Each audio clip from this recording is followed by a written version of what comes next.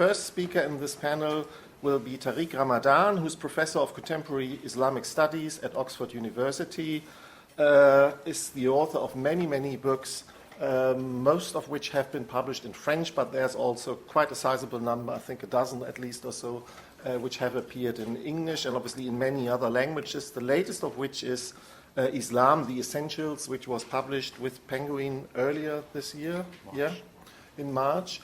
And also, obviously, he's known quite widely as a public intellectual speaker who comments on a regular basis on contemporary events. He will talk about the revealing presence of Muslims in the UK.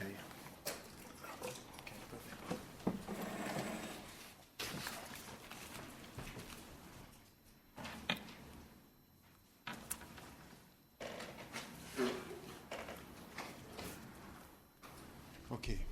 Thank you. Thank you so much for this invitation. And I know that it's not exactly the same topic as what you have been talking about during these 2 days.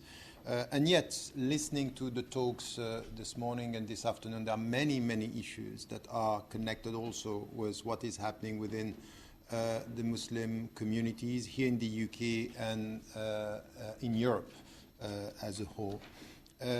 What I wanted to do is also, from time to time, also to refer to what you were talking about in as much as what is happening within the Muslim community and what is revealing also about the British society.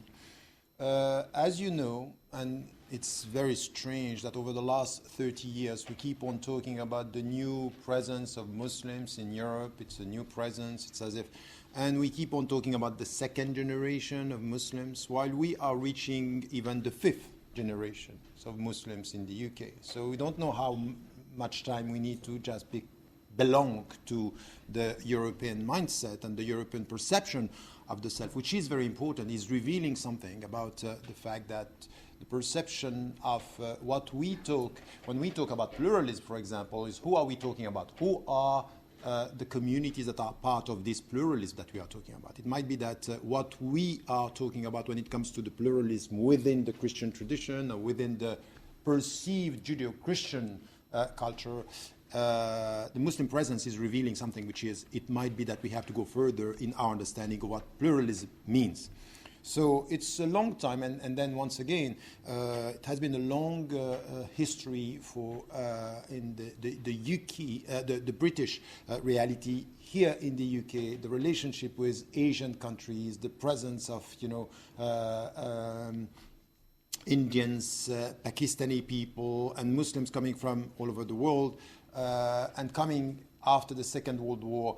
It's a long presence, and a long presence that has to be assessed to understand what is happening and in which way this is questioning the reality of what is the British society. Remember in 2005 when we had this terrorist attacks in London, just after this, we had to discuss something which was completely new. It's what are the British values? As if what they did was coming from an Islamic viewpoint or from Islam, and that we have to reassess what we are. So it's as if the others are attacking us. So let us talk about British values as opposed to Islamic values or the values of the other. So that's also something which is important in the construction of the self in the UK and in Europe, because many things that are happening here. And in fact, for years, when we were to assess what is happening in Europe, Britain was a country where it was easy to be a Muslim, easier than many other countries. This was the perception. And then it became quite problematic after 2005. And the discussion about terrorism, radicalization, as we have now, revealed something or highlighted some issues that are essential now throughout the European countries. Wherever we are, we will find the same discussion. So what I would say is the revealing presence, as it was put in the title, I would say that there are three things that are important, just to try to structure the talk. The first one has to do with our understanding of pluralism. And it's revealing the importance of our discussion. What do you mean when you are talking about pluralism? And what do we mean sometimes, for example, in Britain, when we are talking about the neutrality of the public sphere? By the way, neutrality is not a neutral term. It's problematic. It's a very problematic notion that what do you mean? Neutrality is what you are used to, or what it means is equal treatment of all. What do you mean by neutrality? And if it's neutral among ourselves, us, when you are perceived that somebody else, the other, is entering, what is going to change in our perception of neutrality with the people who are perceived as being outside? Because once again, what we are now experiencing, it's not enough to have a European or a British nationality to be one of us. It's not a question of citizenship. Citizenship is not enough to get the sense of belonging to the narrative, the common narrative of the nation. So pluralism and neutrality are two notions that we have to deal with, which is important. The second element of this revealing presence is history, is what you have been talking about, is the notion of what are we talking about when we speak about the European history or the European history of thought? Because, you know, I studied philosophy before studying theology or Islamic studies, and the perception is very often that when we speak about Islamic philosophy or Islam, it's once again outside our history. It's wrong. It's wrong. Period. That's, if you speak about European identity, if you speak about European history, you need to get it right from the very beginning. Islam is part of this, the history of the European history of thought. So it's not the other, it's us. And this was my answer to Benedict XVI when he had this, because I knew him when he was Cardinal Ratzinger, and then what he said about, you know, the roots of Europe are Christian and Greek. He said, I'm sorry, it might be that Europe needs a dialogue with itself. That the problem is the perception of the European history is problematic here, because we are reducing the past in order to deal with the threats or the perceived threats of the present by reducing our past. So this is also something which is important. And then, of course, the revealing element has to do with the future and the way we have to deal with this. So what I would say here is that for the Muslim presence, this presence in Europe is revealing many, many things that are... So we have a problem with it that we have to solve. And you know that very often, something that if you deal with theology, if we deal with religions, you will never do. You will never put an S to deal with the complexity of your religion. So you're not going to say Christianities or Judaisms as we have Islams and say, okay, this is the way, we have many ways of interpreting. We understand that within Christianity we have many interpretations, many trends, and that's a very important point, is looking at the problem from within. This is something which is also very important when it comes to Islam and the British Muslims today, is to understand that you have one Islam, a Muslim presence, a Muslim community with many interpretations, and then we have to get rid of this colonial way of looking at him, thinking you have two types of Muslims, the moderate and the fundamentalists. That's simplistic and then dangerous. Why? Because you have many trends, and you might have the literalists, the traditionalists, the mystics, for example. You also have this rationalists, and you have the reformists. And you may have also political reading, and some of them are conservative, and some of them are violent extremists. So my point about, I will come to this discussion about violent extremism, but I would say that the starting point is to get a sense that there is a diversity within the Muslim community, which is when I'm listening to you, and you can see how complex it is. I would like you, who are talking in such a clear understanding of the complexity of your own tradition, to be able to make it clear in the public that Islam is as complex as Christianity or Judaism or whatever. It's as complex. The interpretations are diverse. The problem is that we don't have enough Christian voices being able to come within the society, say, be careful. That's not to be simplistic with the voices of the other. The simplification of the other or the Muslim presence is problematic.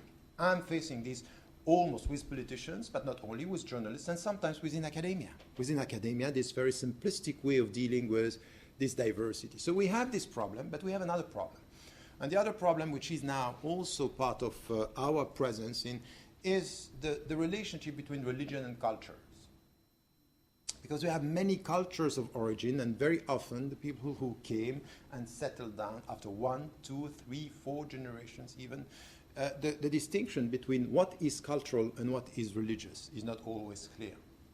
Up to now, you have mosques for Bangladeshi people, Pakistani people, Indian people, Arab people. So it's still there. So this cultural impact on the religious interpretations is part of our reality and the way we have to deal with pluralism within.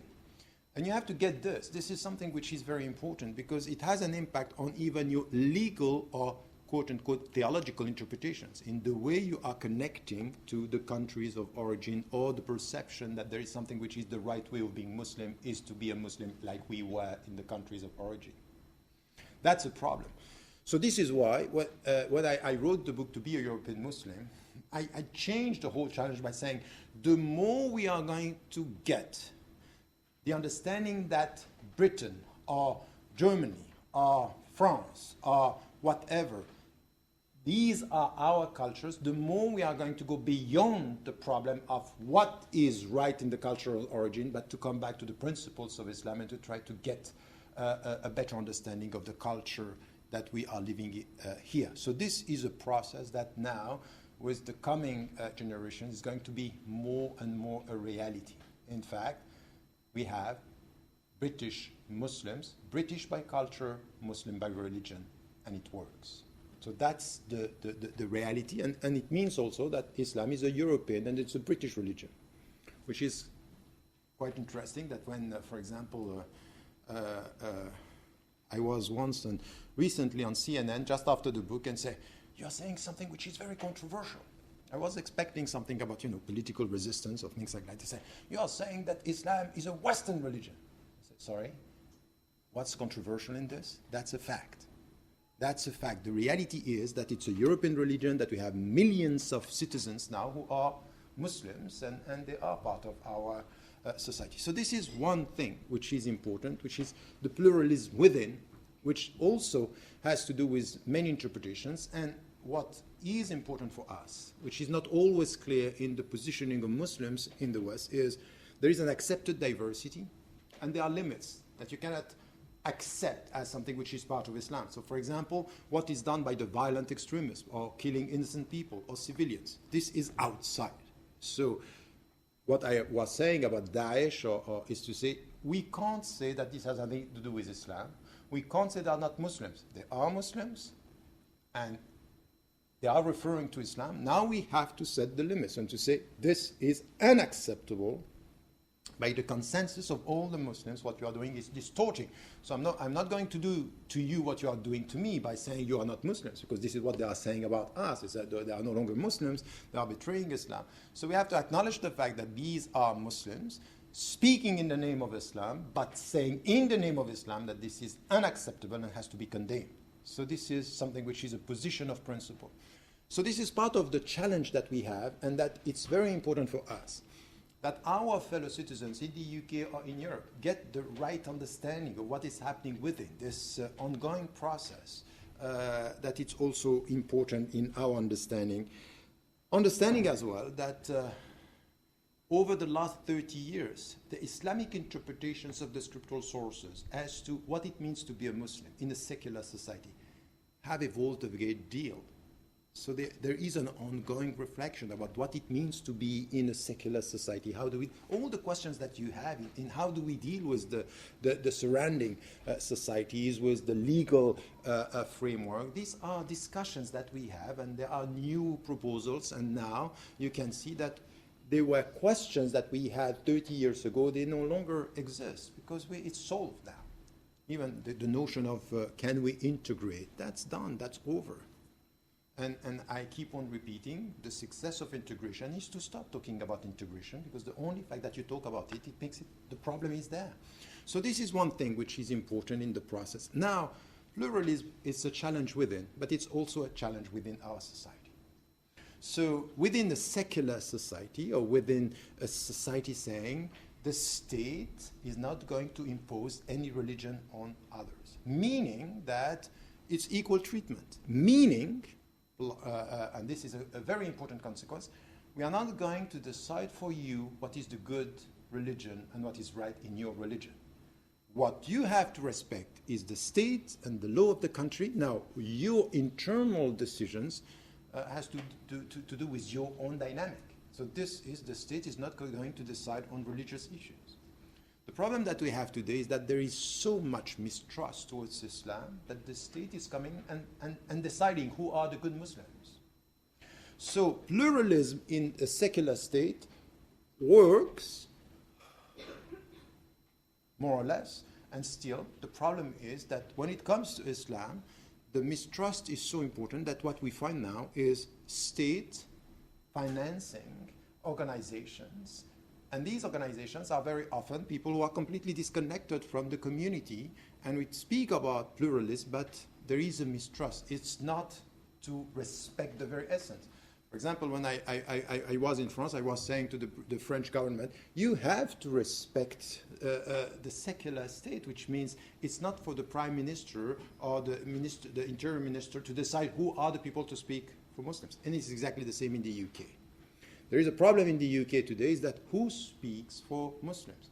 And when we keep on saying there is nobody, that's fine, but it's not exactly this. Is that the people who are coming from the grassroots organizations are not trusted by the government because we don't know who they are. Now the problem is, in our country, is that our governments and the British government has more relationship to Saudi Arabia because of political interest and economic interest than the grassroots. And the problem is that they are promoting the Salafi reading of the scriptural sources, a very literalist. So you are talking to your citizens, expecting them to be moderate, and you promote a version of Islam to your economic interest that is literalist. I said, there is a problem here. So how are you going to deal with this?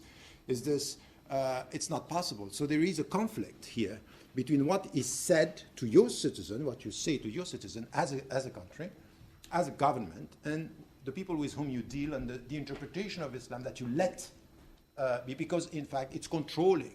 The problem is when you don't trust your citizen, you try to control them, or you spy on them, or in the name of security.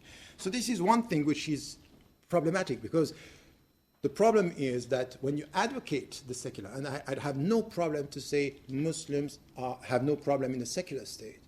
The problem is equal treatment, an equal way of dealing with the religious independence here and the religious voices that are important. Quickly, as to the history, what is revealing is, and this is also why I'm asking some of European Muslim students that they have to deal with history because we have two problems, and you can find them here in Britain, is this perception that, what I told you, Islam is alien to the European construction of the European identity, which is completely wrong. I want to tell you something. For all of you who are Christian in this room, I'm closer to Aristotle than you. You get that? I'm closer. My way of dealing with rationality had less problem from an Islamic viewpoint with Aristotle than the Christian tradition. On average. You have lots of theologians that were close, but Islam has never had exactly the same problem. The Muslim philosophers didn't have the same problem at the beginning. In fact, you know what? They brought them to the world. And not only translate them, because in the Middle Ages, the version of Aristotle that was known was an Averroes interpretation of Aristotle. It was brought to. So the point here is that when we come to this, we should reassess our history and even the history of Britain, when all what was done and known about the Muslim presence in India under colonization, and even the way Britain dealt with the Muslim presence. So I think that this is also something which is important in our perception of our values. And I think that we are dealing with issues about values now and identities in a way which is revealed to the way we deal with our own history. So I would say here that the revealing presence of the Muslims is we need to reassess our history and to be critical, because for a long time we were talking about the Christian culture. Just after the Second World War, a Jewish Christian culture. And you know why we added Jewish? Because we had a problem with this period of time, and that it was to integrate the Jewish tradition into something which is, we acknowledge the fact that it's part of us. And we need to add the Islamic component into this understanding. And that also is revealing the problem, is that as we have a problem to deal with pluralism today, we are reducing, as I told you, the past and making it something which is exclusively Jewish and Christian, or Greek and Roman, and it's wrong. And I think that this is also part of our way of dealing. As to the future, I would say that there is no other way but to understand that if we are serious, I'm not going to enter into this discussion between, the two European models, between the British model, multiculturalism, versus the unity of the republic that you have in France and some other countries. I think that pluralism is the best notion for us to deal with.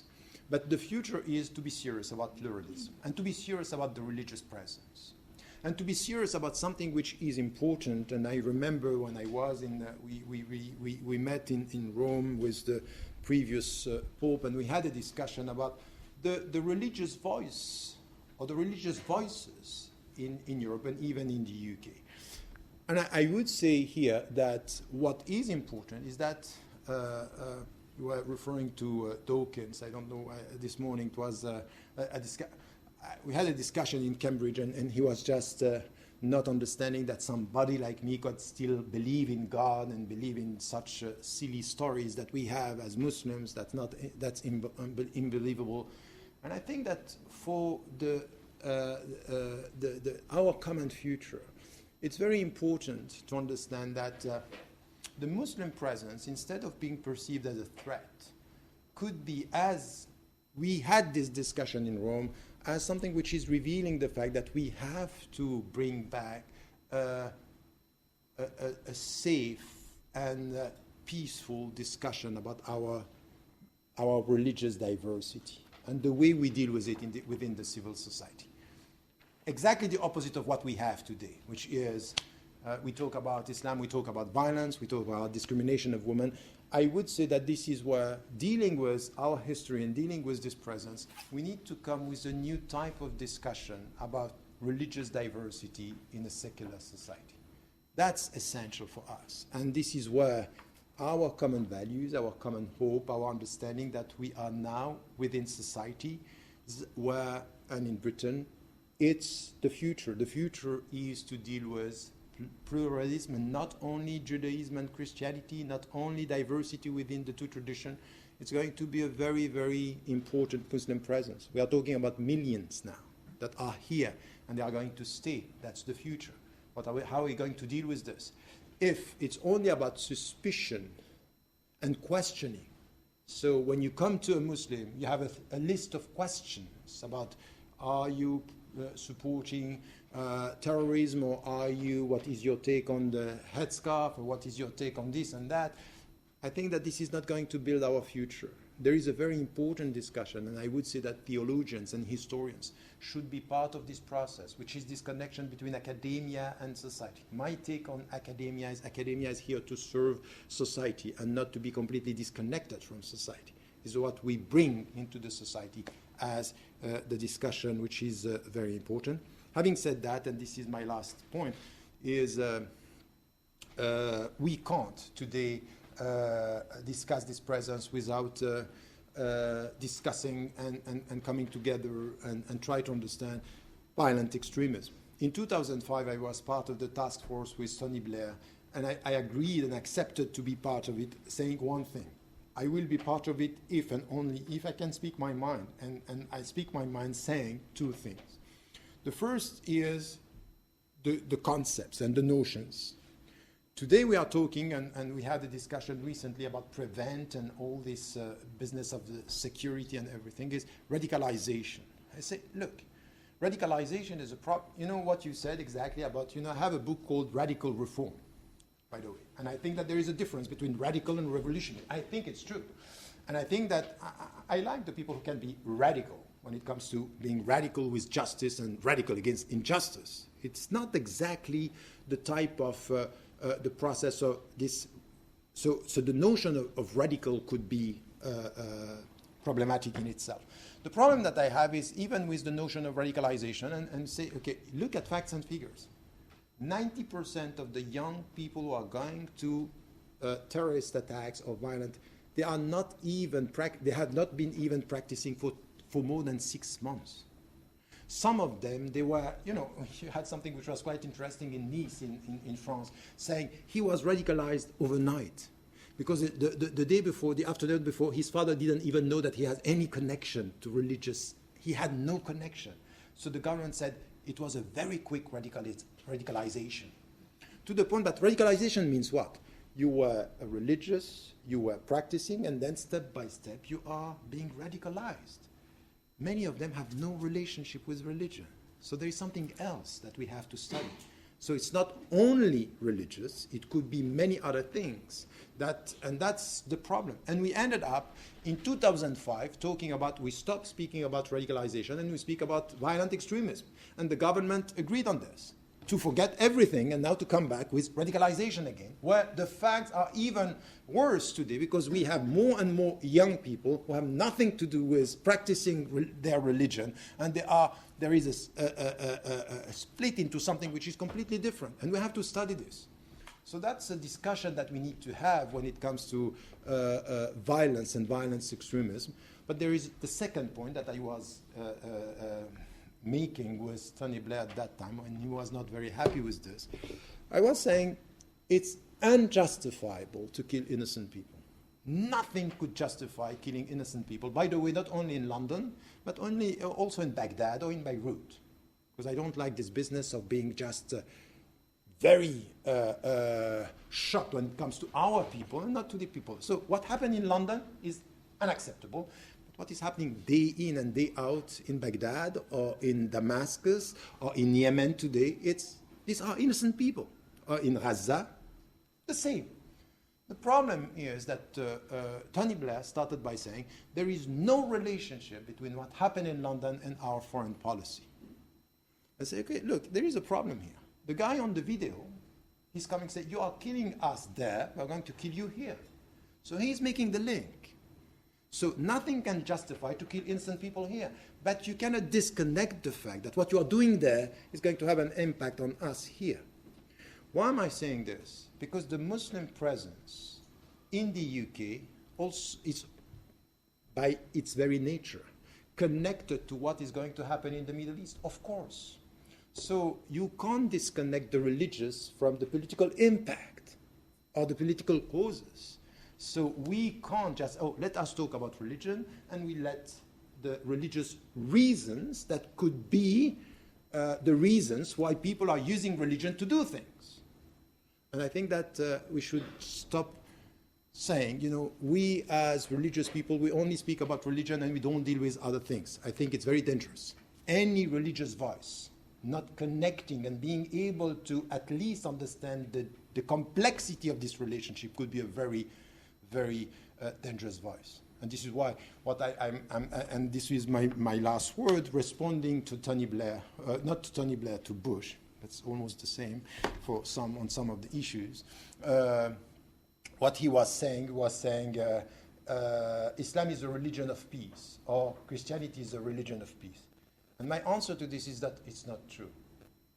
Islam is not a religion of violence, and it's not a religion of peace. Islam is a religion calling for peace. Meaning you have to deal with the natural violence that you can have in yourself. You can be very violent, but you have to master yourself, the self, as well as within the society. And I think it's exactly the same with Christianity, it's exactly the same with Buddhism, and it's exactly the same with Judaism. That's calling for, that we have to deal with our own potential violence. It means that it's not an easy way, it's very complex. But to sit down and to say we speak about religion, so we speak about peace, I think it's dangerous. Thank you.